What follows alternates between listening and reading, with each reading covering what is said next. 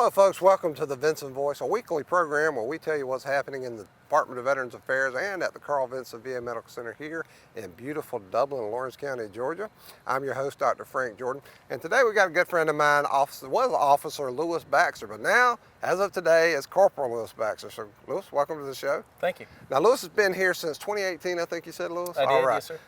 Of course, the Carl Vinson VA Medical Center Police Department is my old stomping ground. I was the chief over there for several wonderful years. Last retired from police work after 21 years in that place, and will always have fond memories of it. So of course I try to support them even now, because I'm always be a member of that department. And part of that is Lewis and I talk together pretty much every day when he's working about different things and how the police profession is going and how it's going here at the department. So Lewis, welcome to the show.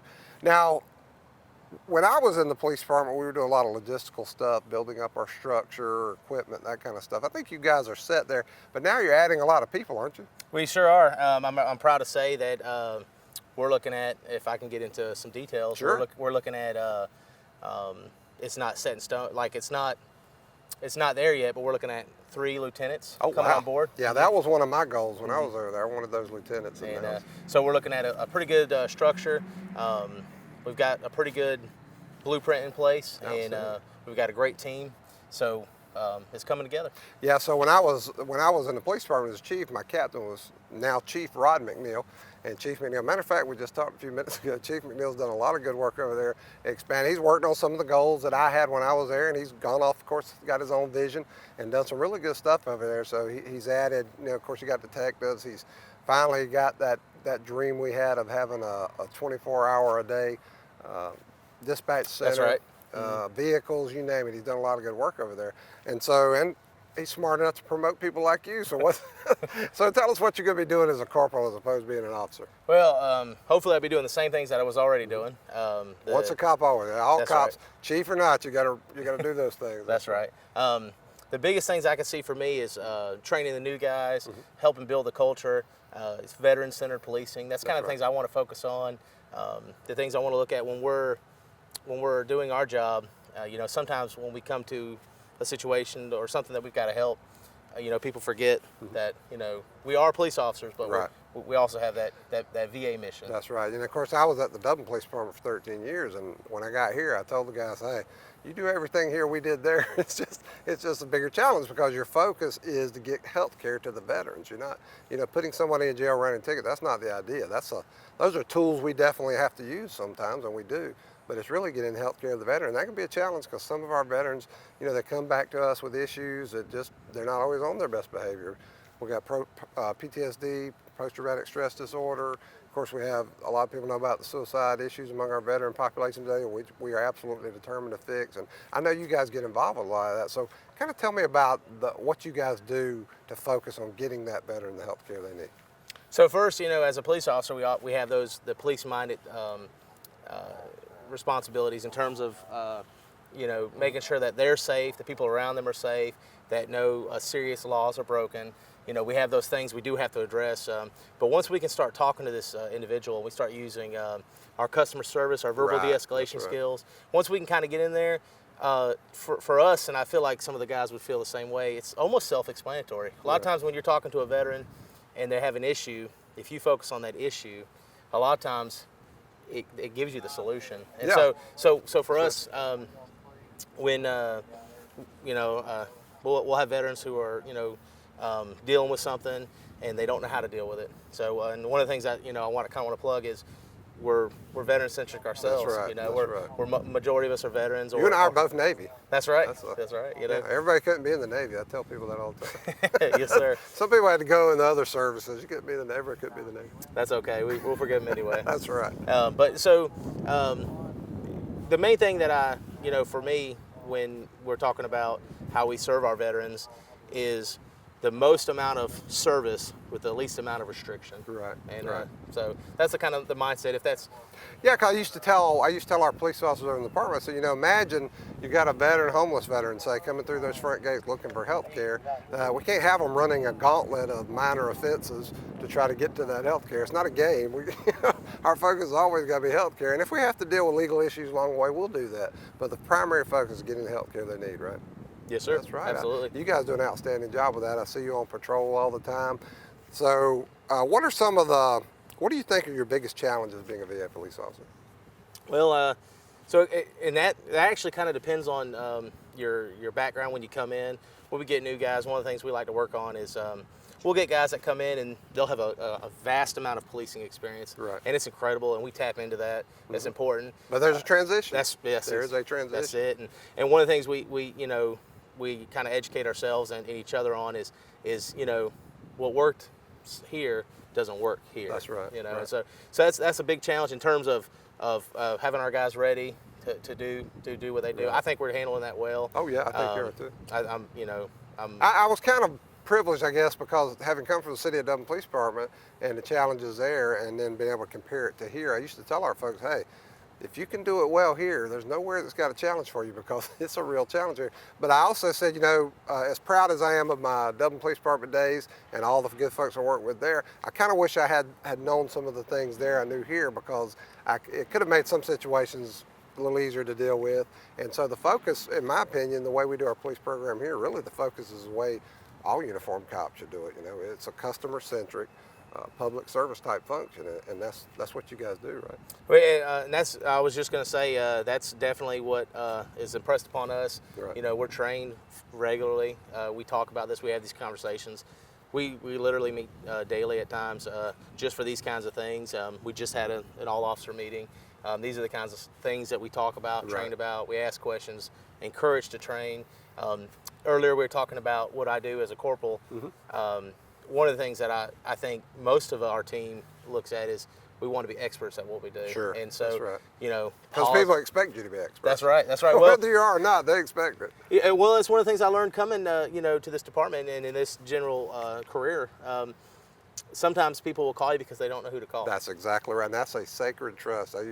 Glad you said that, because I used to tell the guys, look, think about it this way. They're not pestering you. These folks don't know who to call. That's a sacred trust, man. They're saying to you, hey, I have faith in you. I think you can help me. And you got to honor that, right? Yes, sir. So Absolutely. You get everything from the cat in the tree to opening the car to chase down the guy who's being disruptive, right? That's right. And you guys do it well. Lewis, I want to thank you for being on the show. Congrats on your promotion. Thank you, sir. Nobody deserves it better. I'm telling you, you're the man for the job, and we're going to be looking for good things from you in the future. So thank you for being here. Thank you for your service, and keep doing it. Thank you. Folks, we'll be right back in just a few moments with more Vinson Voice. Out here, there are many jobs to do. You need the kind of power, versatility, and comfortable handling that comes with your territory. You need the tractor built to pull all that weight. The Kubota L Series is what you need out here. Right now, get an L Series for 0 down with 1.99% APR financing for up to 84 months, plus a 6-year warranty. Your local Kubota dealer is Mid-State Tractor and Equipment. If you're looking for quality equipment and exceptional service provided by trained experts, see Mid-State Tractor and Equipment, 1325 North Jefferson, Dublin. Check us out online or call us at 272-2198. Get your equipment ready for this season. Subcompact, compact, economy, utility, special, agriculture, and other construction and farm tractors and implements. Choose Kubota zero-turn mowers that are proven to provide excellence. Let us help you find the right equipment to meet your lawn care needs. And our utility vehicles are engineered to keep you moving. From mid-size to full-size RTVs. Get groundbreaking levels of performance and productivity at your local Kubota dealer, Mid-State Tractor and Equipment. Portions of this program are brought to you by Curry Companies and Curry Residential, your Caldwell banker, providing real estate services since 1902. Hello, folks. Welcome back to the Vinson Voice. Again, I'm your host, Dr. Frank Jordan. And today we got a good friend of mine here with me, Mr. Marion Owens. Mr. Marion, how you doing? I'm doing fine. How are you doing today? Now, Mr. Marion is a volunteer. You'd think looking behind this desk that we pay him, but we don't, do we? Not that you know of? If they do, I'm missing it. You're missing your paycheck? All right, so Mr. Marion, so the question is, you're here a lot. You spend a lot of time here, a lot of hours. Yes, sir. And we appreciate you so much. But what prompts you to volunteer to do something like this? Well, one of the main things is I like helping other veterans, and it helps me with my PTSD. Okay. Because I'm helping other veterans, and it's more comfortable here than it is stay out somewhere else. Well, you're with veterans, people you know. Yes. Of course, we appreciate you. You've known us for a long time. Yeah, and I'm getting underpaid. Yeah, you're getting underpaid, but keep your eye on the mailbox. I'll be checking the mail at some point. I'm Okay. sure. So, but yeah, I hear that a lot from volunteers. They say it feels good to make a connection with America's heroes, to be here. And if you're a veteran yourself, it's kind of like a reunion in a way. You get to talk to people about your experiences.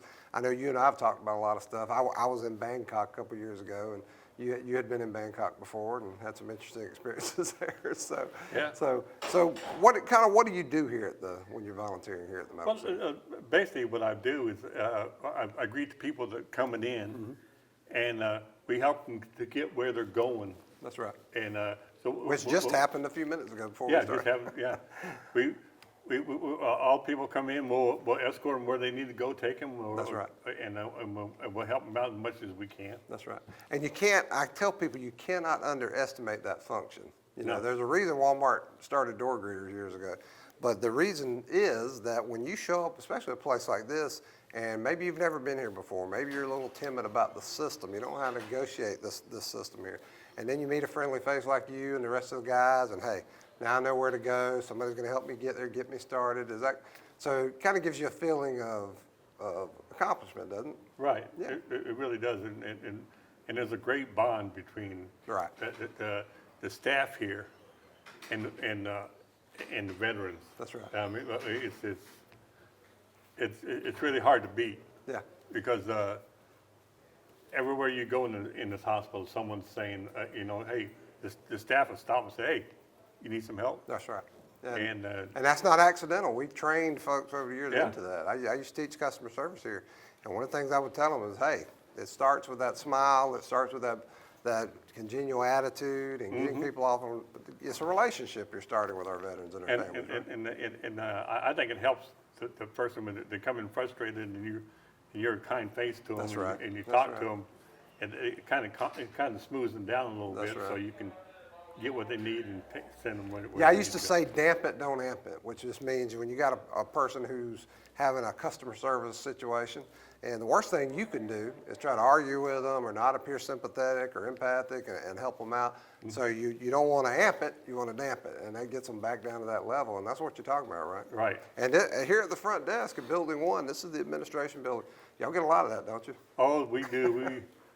We get a lot of people come in, and we try to calm the system down a little bit, Right. or damp it, Yeah, there you go. and take them, and hand lead them, or I will get in touch with, say, like you, or Right. or someone else has been here a while, and you can you assist me to help them people. That's right.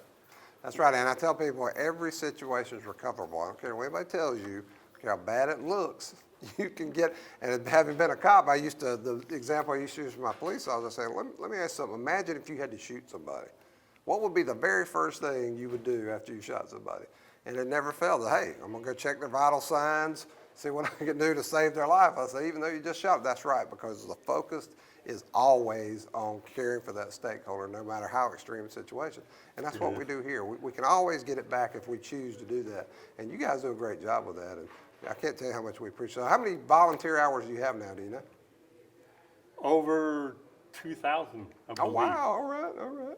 Not going to catch Gus anytime soon. No, I'm not Mr. gonna Albritton. guess. He was over Pushing 30,000, isn't he? about 30,000, but Yeah. he's been here for 29 years. 20-something years, yeah, that's right. Be 29 years last week. That's last right. Thursday. And another thing about being a veteran in this position, Mr. Marion, is you're able to reach them on a peer level and say, hey, Yeah. I understand your frustrations, but I use the service too, and here's what I've experienced and that kind of Right. stuff. It really helps them because it kind of calms them down. Once they realize they walk in there and they see that we're veterans, that they feel more relaxed to open up to us and everything. That's to get right. it. That's And right. it really, it's really great for the system, I think. Oh, yeah. That's one of the reasons the VA hired peer counselors some years back to help deal with some of the issues, because we actually hired veterans as peer counselors who had been through some of our programs and had actually experienced that, so that when they sat down to have a conversation with that veteran, hey, they knew what they were talking about, right? Right. That's right.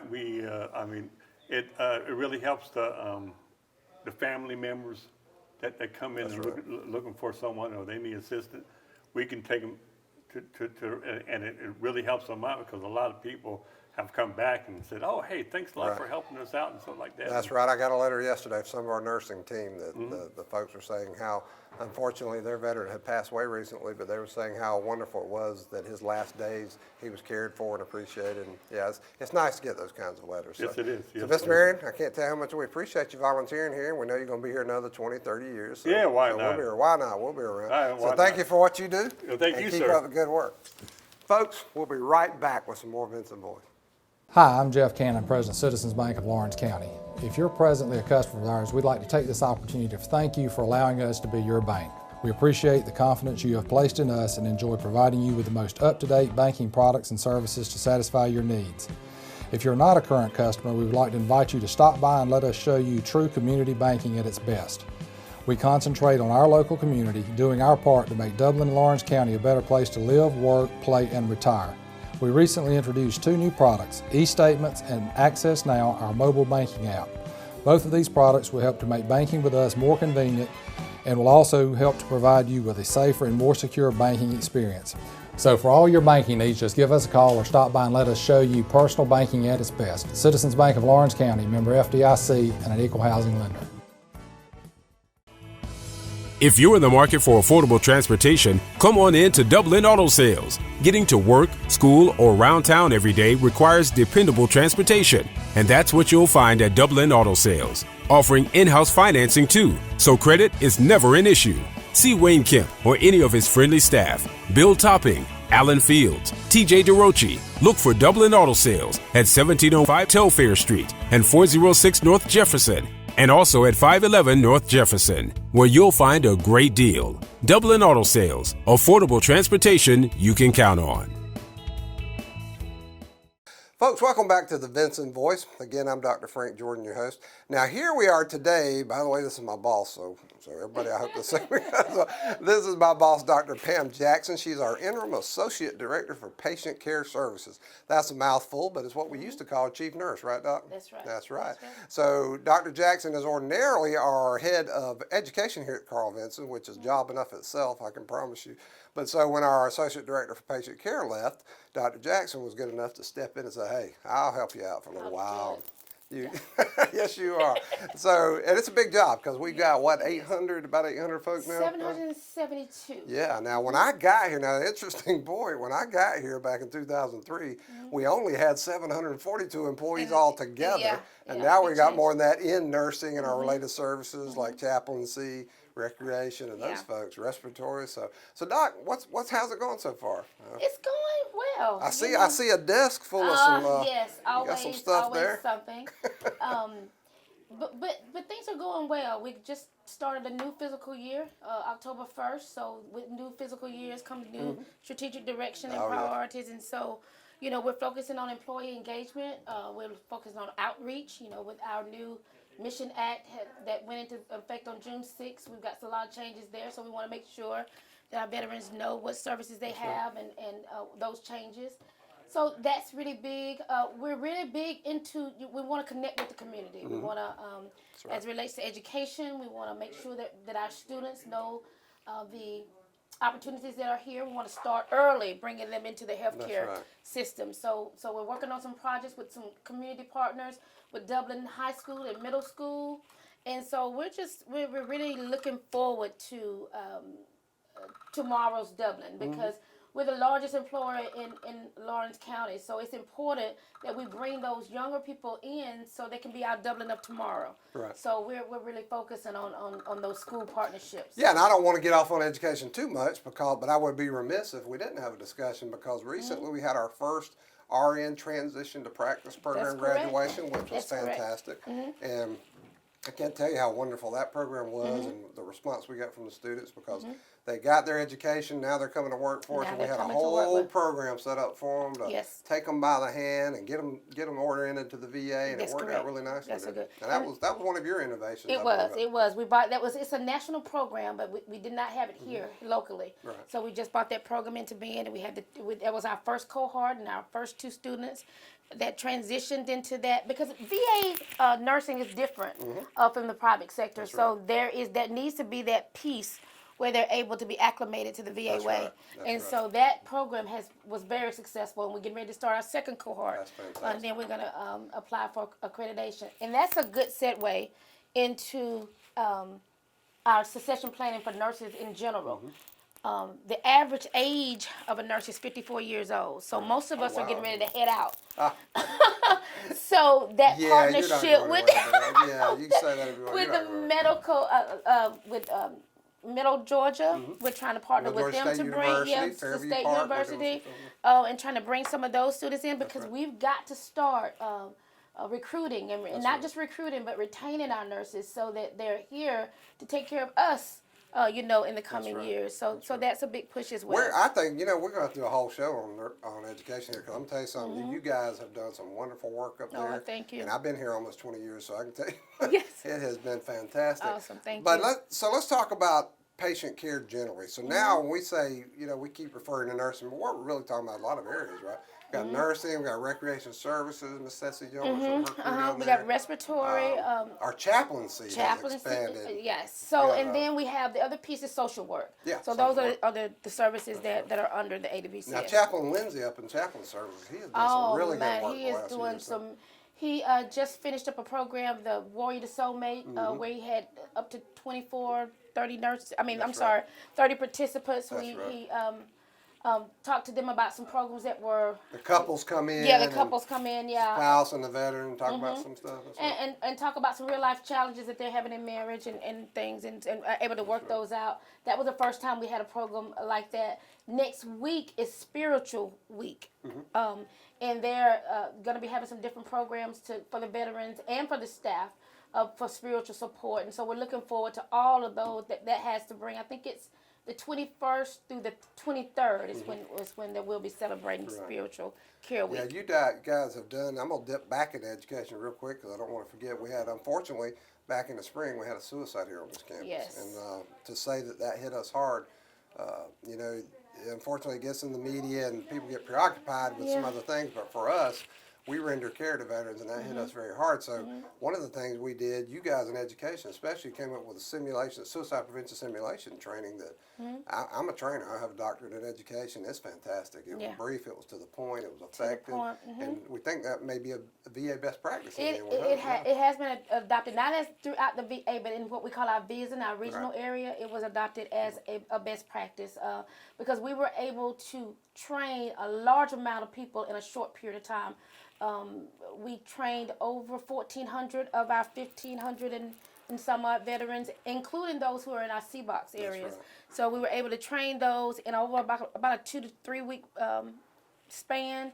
And we did what we call micro training, which means we know how adult learners learn. And That's you right. can't kill them with PowerPoints, Right. and you can't Small stand doses. 2 hours talking to them. You got to do small little increments of training, right. and you got to change up the way you engage with them. And repeat it. And so, yes. And then the good news is, after that, despite our tragedy, which will always unfortunately be on our Good minds. news story. But then right after that, we had a veteran come to our urgent Yep. care. We had to take some very definitive action because he didn't want the help that we knew he needed, and Yes. we did what we had to do. And guess what? A Yes. few days later, he reaches out to us and says we saved his life, which Yes. became a national story. That's And of course for us that shows that the training works. Yes. The interventions we have work, and that's what we want to see. Right. That's And I want to take this opportunity to plug that training that we use, because it was an easy acronym that we use called SAVE. And it's SAVE. It means you look for the signs and symptoms. You validate, you ask the question, are you thinking of killing yourself? And then for the V, you validate their experience. You let them know that you understand. And then the E is for expedite. You want to expedite and make sure that you get them to the care that they needed. So that using that acronym and just kind of going over, keeping repeating what that SAVE stood for, it really drove home. Our staff were able to practice and articulate that when the time came. And it works. It works. Absolutely works. It works. So before we get away, Doc, I want to remind everybody, when we have programs here at the VA, it doesn't have to be just Veterans Day, Memorial Day. You'll see it advertised. Please join us out here. We want to meet you. We want you to meet us. We're part of this community. And I'm telling you, our patient care folks are literally a big part of that community. That's right. Yeah. We do a lot of good work. And so nursing, if you're a nurse Yes. in the nursing profession, or any of those related professions we talked about, come work with us. We want Yes. to see you here. We got a nurse recruiter, Miss Paula Bennett. Just call out the medical center and they'll That's right. hook you up with her. And I promise you, Dr. Jackson's great to work Yes, for. Unless you're me, every now and then she got to close the door and have a closed door session with me, but everybody else, she's good too, and she's fun to work Absolutely. for. So, and it's wonderful work, Dr. Jackson. Caring for America's heroes. It just is. ain't any It better is. than You know, we strive to do. We don't always get it right, but we always just strive to do our very, very best. And when we don't get it right, we make it right. We make it a learning So experience, sure do. we appreciate the support from the community, and we love our veterans. Well, Dr. Jackson, thank you for all. And you're a veteran yourself, Army, right? Yes, Army. Okay, well, I said everybody can't be in the Navy, but we love our Army folks. We love our Army folks. Now, you were an officer, by the way. No, I wasn't. I got up before I was an officer. I was confused. almost. You were Yes, Mr. McCreary. That's what yes, I right. did. Okay, but you did your time in the Army, and we Absolutely. appreciate that. And thank you. Now you're still serving. That's That's it. fantastic. All right. That's it. Well, Dr. Jackson, thank you so much for everything Thank you do. you. We know this is a big job, but you can Appreciate handle it. Thank know you. that. Thank you for your support. I Thank you. appreciate it. Folks, we hope you'll join us every week for the Vinson Voice. It's a half hour where we talk about what's happening here at the Carl Vinson VA Medical Center and the VA. And you're one of our partners, so we want to see you tune in every week. And if you don't catch the show live, keep your eye on YouTube. Just put in Vinson Voice. You should be able to see it there. So, folks, until next week, I'm Dr. Frank Jordan. Thank you for tuning in. Thank you.